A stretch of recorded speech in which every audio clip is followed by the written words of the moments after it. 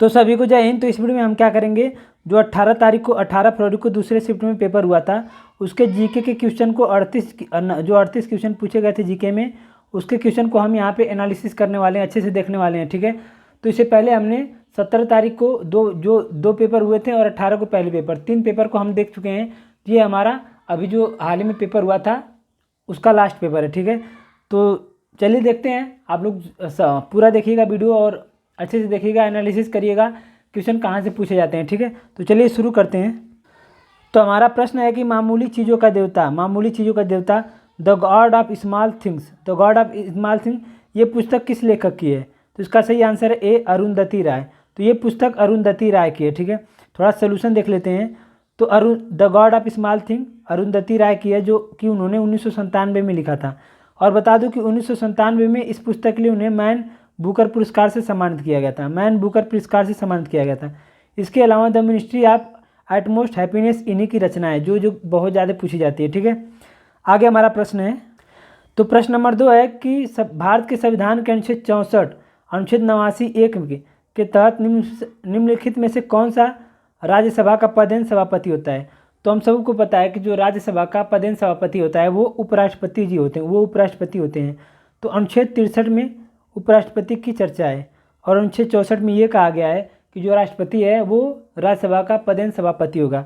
अनुच्छेद 89 में राज्यसभा के सभापति के बारे में चर्चा है। ठीक है, तो ऑप्शन नंबर बी सही है। आगे चलते हैं।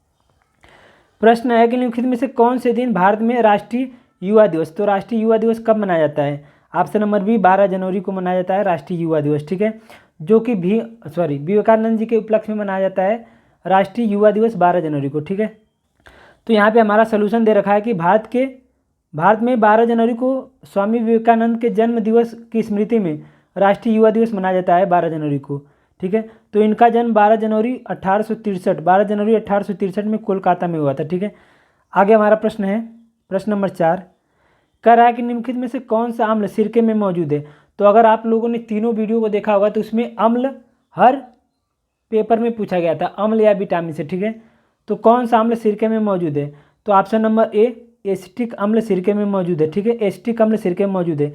नीचे इसका सोल्यूशन दे रखा है और कई सारे अम्ल दे रखा है, तो देख लेते हैं। तो आप लोग इसे भी लिख लेंगे तो बहुत है, इतना ही अम्ल होता है लगभग। एसिटिक अम्ल सिरका, फार्मिक अम्ल चींटी या बिच्छू का डंक, साइट्रिक अम्ल नींबू संतरा, लैक्टिक अम्ल दूध, ऑक्जेलिक अम्ल पालक, एस्कॉर्बिक अम्ल आंवला, टार्टेरिक अम्ल इमली अंगूर कच्चे आम। तो ये आप लोग कोशिश करिएगा, लिख लीजिएगा अगर आपके पास नहीं होगा। ठीक है, तो ये हो गया हमारा क्वेश्चन। चलते हैं अपने अगले प्रश्न पे। प्रश्न नंबर 5 है कि हम्पी नृत्य कहाँ मनाया जाता है? तो सबको पता है जो हम्पी होता है वो कर्नाटक में है, तो हम्पी नृत्य कर्नाटक में होता है। ठीक है, तो हम्पी नृत्य उत्सव कर्नाटक राज्य में, और कर्नाटक का ही एक और है यक्षगान, ये भी कर्नाटक में है। गुड़िया कुनीथा, ये भी कर्नाटक में। ठीक है, तो अगले प्रश्न पे चलते हैं।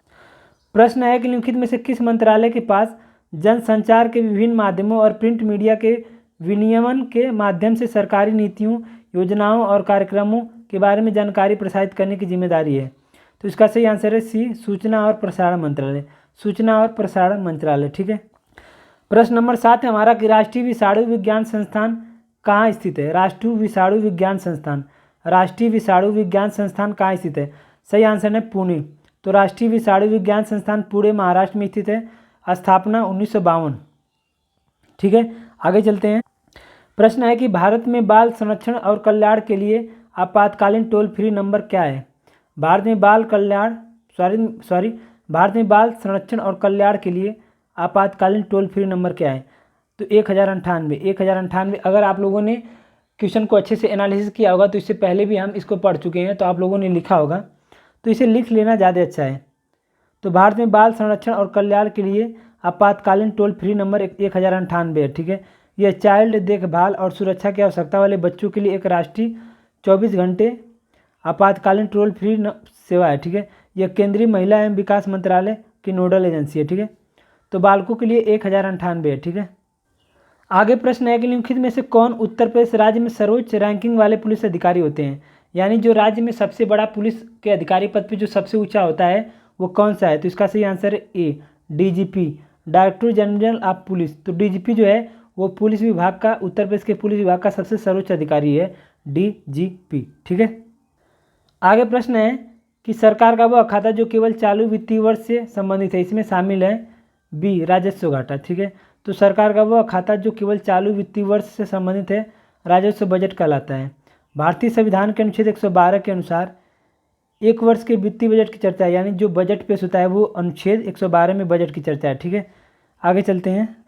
तो आगे प्रश्न है कि मथुरा के पास मठ के एक मंदिर में किन शासकों की विशाल मूर्तियां स्थापित की गई थी। मथुरा के पास मठ के एक मंदिर में किन शासकों की विशाल मूर्तियां स्थापित पाई गई थी। सही आंसर है सी कुषाण। तो मथुरा के पास मठ के मंदिर में कुषाण शासकों की विशाल मूर्तियां स्थापित पाई गई थी। कुषाण वंश के संस्थापक खुजूल कडफिसेस था। इस वंश का सबसे प्रतापी शासक कनिष्क था। कुषाणों की प्रथम राजधानी पुरुषपुर पेशावर तथा दूसरी राजधानी मथुरा थी। ठीक है। तो मथुरा के पास मठ के मंदिर में किन शासकों के विशाल मूर्तियां हैं। कुषाण। ठीक है। आगे चलते हैं। तो हमारा प्रश्न है कि निम्नलिखित में से किस वायसराय ने ब्रिटिश शासन के दौरान बंगाल का विभाजन किया था। निम्नलिखित में से किस वायसराय ने ब्रिटिश शासन के दौरान बंगाल का विभाजन किया था। सही आंसर है लॉर्ड कर्जन। Lord Curzon. ठीक है। तो लॉर्ड कर्जन ने ब्रिटिश शासन के दौरान बंगाल का विभाजन 1905 में किया था। कर्जन 1899 से 1905 तक ब्रिटिश भारत के वायसराय रहे। कर्जन ने 20 जुलाई 1905 को बंगाल विभाजन की निर्णय की घोषणा की और 16 अक्टूबर 1905 को प्रभावी हो गया। ठीक है। तो जब बंगाल का विभाजन हुआ था उस समय वायसराय कौन थे। कर्जन थे। इन्हीं के नेतृत्व में ये हुआ था। आगे चलते हैं। तो हमारा प्रश्न है कि व्यावसायिक उपयोग के लिए सब्जियों फूलों और फल उगाना निम्नलिखित में से किस नाम से जाना जाता है। तो सब्जी फल फूल फल ये उगाना किसके अंतर्गत आता है। ठीक। तो उसका आंसर यहाँ पे दे रखा है।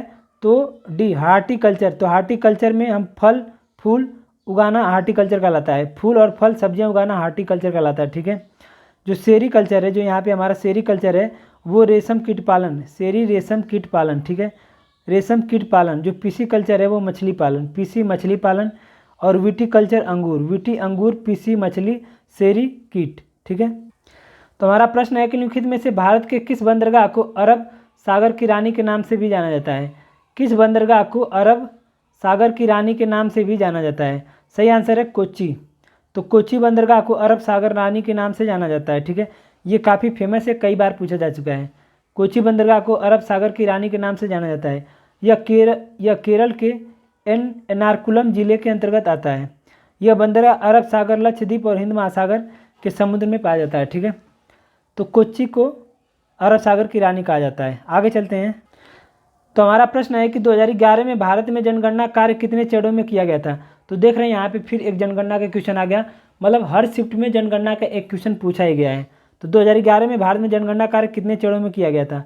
सही आंसर है बी 2 चरणों में। तो 2011 में भारत की जनगणना 2 चरणों में की गई थी। प्रथम चरण अप्रैल सितंबर 2010 तथा द्वितीय चरण 9 फरवरी से 28 फरवरी 2011 तक संपन्न किया गया था। यह भारत की 15वीं जनगणना थी जो कि 1948 के जनगणना अधिनियम के तहत आयोजित की गई थी और ये स्वतंत्रता के बाद 7वीं जनगणना थी। ठीक है। भारत में पहली बार जनगणना 1872 में मेयो के काल में कराई गई थी। आगे चलते हैं। तो हमारा प्रश्न है कि मोगांव गुफाएं जिन्हें हजारों बौद्धों की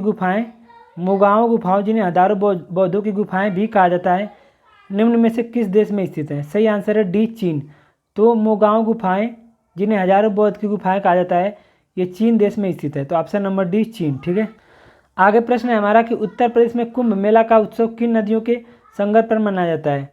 उत्तर प्रदेश में कुंभ मेला का उत्सव किन नदियों के संगम पर मनाया जाता है। तो ऑप्शन नंबर 1 गंगा यमुना और पौराणिक नदी यानी सरस्वती नदी। गंगा यमुना और पौराणिक यानी सरस्वती नदी। ठीक है। तो इसका सलूशन देख लेते हैं हम।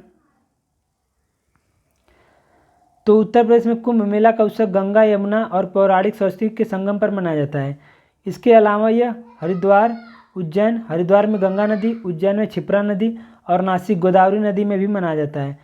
इसे समानतः प्रत्येक 12 वर्ष पर एक बार उपयुक्त स्थानों पर मनाया जाता है। ज्ञात हो कि प्रत्येक 6ठे वर्ष पर अर्धकुंभ का आयोजन होता है। यह मेला यूनेस्को की मानवता की अमूर्त सांस्कृतिक विरासत में शामिल है। ठीक है। उत्तर प्रदेश वित्तीय निगम निम्नलिखित में से किसके विकास के लिए वित्तीय सहायता प्रदान करने में महत्वपूर्ण भूमिका निभाता है। ऑप्शन नंबर डी उद्योग। तो उत्तर प्रदेश वित्तीय निगम जो यूपीएफसी है वो उद्योग की विकास में सहायता प्रदान करता है। ठीक है। तो ऑप्शन नंबर डी उद्योग। तो हमारा अगला प्रश्न है कि उत्तर प्रदेश का दुधवा राष्ट्रीय उद्यान निम्नलिखित में से किस जिले में स्थित है। तो ये तो फेमस है, सबको पता होगा, दुधवा नेशनल उद्यान लखीमपुर खीरी में स्थित है। Option number A Lakhimpur Kheri में, ठीक है। तो इसके सोल्यूशन को देख लेते हैं। तो उत्तर प्रदेश का दुधवा राष्ट्रीय उद्यान प्रदेश के लखीमपुर खीरी जिले में भारत नेपाल की सीमा पर स्थित है। इसकी स्थापना 1 फरवरी 1977 को की गई थी। वर्ष 1987 में इसे टाइगर रिजर्व घोषित किया गया। स्थापना 1977 में की गई थी, ठीक है। आगे क्वेश्चन नंबर 20 कि 2006 में संयुक्त राष्ट्र मानवाधिकार आयोग, देखिए मानवाधिकार से भी क्वेश्चन पूछा गया है। 2006 में संयुक्त राष्ट्र मानवाधिकार आयोग का नामकरण बदल दिया गया और इसका नाम बदलकर क्या कर दिया गया। तो ह्यूमन राइट्स काउंसिल, मानव परिषद कर दिया, मानवाधिकार परिषद कर दिया गया, ठीक है। तो 2006 में संयुक्त राष्ट्र मानवाधिकार आयोग का नाम बदलकर मानवाधिकार परिषद कर दिया गया, ठीक है। आगे चलते हैं। प्रश्न है कि give the full form name of NIA. तो एनआईए का फुल फॉर्म बताना है। तो national investigation agency, NIA national investigation agency, national investigation agency, ठीक है। सोल्यूशन देख लेते हैं हम इसका। तो एनआईए का पूर्ण रूप होता है नेशनल इन्वेस्टिगेशन एजेंसी। यह देश में केंद्रीय आतंकवाद विरोधी कानून प्रवर्तन एजेंसी है। इसे वर्ष 2008 में मुंबई हमले के बाद बनाया गया था, 2008 में, ठीक है। तो एनआईए 2008 में बना था मुंबई हमले के बाद। हमारा प्रश्न है कि इजराइल हमास संघर्ष के क्षेत्र में भारतीय नागरिकों को, ये करंट है, निकालने के लिए भारत सरकार द्वारा शुरू किए गए ऑपरेशन का नाम क्या है। सही आंसर है ए ऑपरेशन अजय, ऑपरेशन अजय। तो इजराइल और हमास के बीच में जो युद्ध हुआ था उसमें कुछ भारतीय भी फंस गए थे, तो उनको निकालने के लिए ऑपरेशन अजय चलाया गया। तो ऑपरेशन अजय हमारा सही हो जाएगा, ठीक है। प्रश्न नंबर 23 है कि हाल ही में अक्टूबर 2023 में, ये अक्टूबर का करंट है, भारत और किस पड़ोसी देश ने आर्थिक और प्रौद्योगिक सहयोग समझौते को बातचीत फिर से शुरू की। तो सही आंसर है डी श्रीलंका। तो अक्टूबर 2023 में भारत और श्रीलंका ने आर्थिक और प्रौद्योगिकी सहयोग समझौते की बातचीत फिर से शुरू की। तो श्रीलंका सही है, ठीक है। आगे हमारा प्रश्न है प्रश्न नंबर 24, करा कि हाल ही में करंट है, हाल ही में प्रधानमंत्री ने किस, यहाँ भी पूछा है कि कहाँ लक्षद्वीप समूह सबरीमाला ऑप्टिकल फाइबर कन्वेंशन परियोजना की शुरुआत करेंगे। लक्षद्वीप में धीमी इंटरनेट गति की चुनौती को दूर करने का संकल्प लिया था, जिसकी घोषणा 2020 में लाल किले से स्वतंत्रता दिवस के भाषण के दौरान की गई थी। तो ऑप्शन नंबर बी सही है, कोच्चि। तो हाल ही में प्रधानमंत्री ने कोच्चि लक्षद्वीप समूह सबमरीन ऑप्टिकल फाइबर कनेक्शन, तो कोच्चि में इसका उद्घाटन करेंगे, ठीक है। आगे हमारा प्रश्न है कि उत्तर प्रदेश के कौशाम्बी जिले में कौशाम्बी ब्लॉक ने नीति आयोग की एबीपी की पहली डेल्टा रैंकिंग में कौन सा स्थान प्राप्त किया है। सही आंसर है बी द्वितीय। तो उत्तर प्रदेश के कौशाम्बी जिले के कौशाम्बी ब्लॉक ने नीति आयोग के एबीपी यानी एस्पिरेशनल ब्लॉक प्रोग्राम की पहली डेटा रैंकिंग में द्वितीय स्थान किया है। तेलंगाना के आसिफाबाद तिरियानी कुमूरन भीम ब्लॉक को पहला स्थान मिला है, ठीक है। तो जो उत्तर प्रदेश का कौशाम्बी ब्लॉक है वो द्वितीय स्थान पर रहा है, ठीक है। आगे हमारा प्रश्न है कि हाल ही में प्रधानमंत्री श्री नरेंद्र मोदी ने अयोध्या में नवनिर्मित हवाई अड्डे का उद्घाटन किया है। इस नवनिर्मित हवाई अड्डे का नाम बताइए। तो सही आंसर है सी, इसका सही नाम है महर्षि वाल्मीकि अंतर्राष्ट्रीय हवाई अड्डा। तो अयोध्या हवाई अड्डा का नाम बदलकर महर्षि वाल्मीकि अंतर्राष्ट्रीय हवाई अड्डा कर दिया गया है, ठीक है। आगे प्रश्न है कि ब्रिक्स 2024 के लिए किस देश की अध्यक्षता में 1 जनवरी 2024 से प्रारंभ हो गया, ठीक है। तो इसका सही आंसर है बी ब्राज़ील, ब्रिक्स, BRICS। तो ब्रिक्स मतलब जो है अध्यक्षता ये रूस में की गई 2024 में। तो अगला 2025 भारत करेगा, ठीक है। फिर उसके बाद चाइना करेगा, फिर साउथ अफ्रीका करेगा। तो ब्रिक्स 2024 की अध्यक्षता 1 जनवरी 2024 से रूस को प्रदान किया गया था। मिस्र, ईरान, सऊदी अरब, संयुक्त अरब अमीरात, इथोपिया, अर्जेंटीना ब्रिक्स समूह में शामिल होने वाले नए देश हैं, ठीक है। आगे प्रश्न है कि वर्ष 2016 में नोटबंदी के दौरान RBI गवर्नर कौन थे। सही आंसर है उर्जित पटेल। तो जब 16 में नोटबंदी हुई थी तो उस समय RBI गवर्नर कौन थे, उर्जित पटेल, ठीक है। तो 8 नवंबर 2016 को नोटबंदी हुई थी। तो हमारा अगला प्रश्न है प्रश्न नंबर 29 कि उत्तर प्रदेश में ऑनलाइन वित्तीय धोखाधड़ी रिपोर्ट करने हेतु व्यक्तियों के लिए साइबर क्राइम हेल्पलाइन नंबर शिकायत करने की समय सीमा क्या है। तो यहाँ पे देखिए साइबर क्राइम से क्वेश्चन आ गया है। तो इसका सही आंसर है 24 घंटे के भीतर। उत्तर प्रदेश में ऑनलाइन वित्तीय धोखाधड़ी रिपोर्ट करने हेतु व्यक्तियों के, मतलब अगर आपके साथ कोई ऑनलाइन धोखाधड़ी हो जाती है तो आप 24 घंटे के अंदर शिकायत कर सकते हैं। ठीक है, ऑप्शन नंबर बी 24 घंटे। तो यहाँ पे दे रखा है उत्तर प्रदेश में ऑनलाइन वित्तीय धोखाधड़ी की रिपोर्ट करने हेतु व्यक्तियों के लिए साइबर क्राइम हेल्पलाइन नंबर 1930 सबको डायल करना पड़ेगा। शिकायत करने की सीमा 24 घंटे के भीतर। ठीक है, तो आगे प्रश्न है हमारा कि केंद्रीय और राज्य करों के जटिल जाल की जगह जीएसटी कानून किस वर्ष लागू किया गया? ऑप्शन नंबर है 2017। तो जीएसटी कानून 2017 से लागू किया गया। तो जो भारत में जीएसटी है वो 1 जुलाई 2017 से लागू किया गया। ठीक है, और इसे 142वें संविधान संशोधन 2016 के माध्यम से पारित किया गया। तो जीएसटी 101वां संविधान संशोधन 101वां संविधान संशोधन, लेकिन जो बिल था वो 122वां था।